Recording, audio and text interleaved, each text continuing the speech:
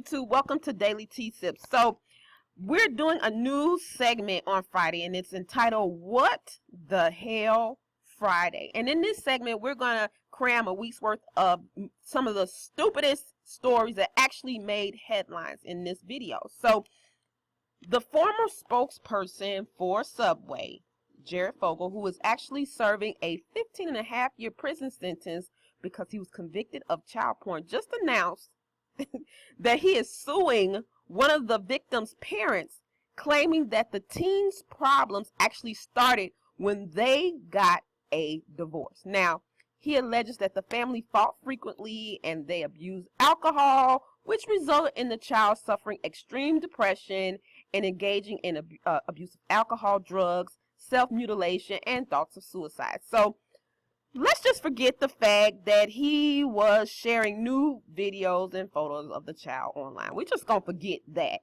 okay? He wants the parents to be responsible for all the claims the child is making against him. Folks, y'all, we can't make this stuff up. Like, I'm sitting up here like, really? Really? Now, do you all remember the massacre that took place at the movie theater in Aurora, Colorado back in 2012? Now, the survivors of that attack were just ordered to pay the legal fees of Cinemark Theater, totaling over $700,000. Now, they sued the theater, claiming lack of security, and the theater defended itself, of course, and the judge actually urged the survivors to accept a $150,000 split between the 41 plaintiffs. Now, one of the plaintiffs, who lost 2 children in the shooting, refused the settlement, so the deal was declined. Now, when the final order was handed down back in June, 4 plaintiffs remained. The theater actually won their case, so the 4 survivors are now liable for the legal fees. And I'm just like, wow, this is crazy. Now, while filing a lawsuit against the theater, I feel like was a bit over the top. And I know these people were trying to get some type of monetary compensation for the pain and suffering that they went through. I just think that it is absolutely ridiculous for the theater to even suggest that these people be responsible for over $700,000 in legal fees. Now, this is no rinky-dink movie chain, y'all. This is the 3rd largest movie chain in the country. So, in other news, what the hell? So, Donald Trump, if you guys haven't been paying attention, Donald Trump recently, within the last 2 days or so, visited Mexico. And he actually doesn't back down on his stance that the United States will build a wall if he becomes president. And and that Mexico will actually be forced to pay for it. Now, when he mentioned this, over 9-10 months ago, I was just like, his testicles must be huge, because I want to know exactly how you going to force another country to pay for a wall you want to build. What you going to do, bomb them?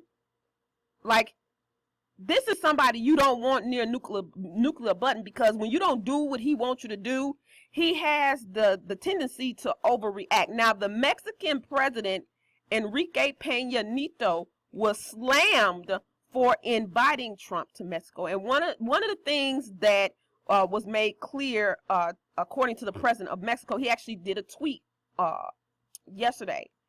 And the tweet was, Mexico will not pay for the wall. Now, during Trump's visit to Mexico, he claimed that Mexicans are amazing people.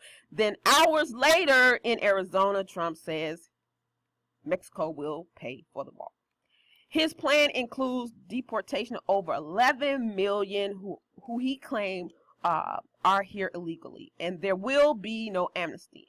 Literally, I need a pair of flip-flops. Now, I had a conversation with a friend, and I asked them, what do you think about Trump building this wall and him deporting people here who are here illegally? This person was totally for it, saying that, Mexicans are taking jobs from Americans. And I was just like, you gotta be kidding me. You have Mexicans here who are here and they're doing exceptionally well. They have great positions.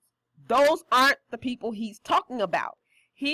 Trump is talking about people who are here illegally, who, can't, they're not getting, well, actually they are. Jobs in hotels. A lot of them do a lot of lawn work, things of that nature. Now, I asked this person, I said, when was the last time you got out there with a lawnmower and some weed whackers and started whacking and weeding people's lawns? Get out of here with that. Like, I'm totally against that. Totally against that.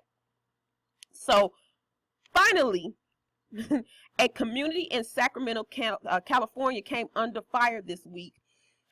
Basically what happened is a new Caucasian couple moved into the neighborhood and discovered that the homeowners association wanted them to sign what is called a declaration of covenants, conditions, and restrictions, which basically banned non-whites from living in the community. So the Lakeside Estates community, which is located in El Dorado Hills, California, has a clause in their homeowners agreement which basically states that no person except those of the white Caucasian race shall use, occupy, or reside upon any residential lot or plot in this subdivision except when employed as a servant or a domestic in the household of a white Caucasian tenant or owner. Now, the Lakeside Estates CC&R, which was written in 1959, what is amazing to me about this is no one in the 50-plus years saw fit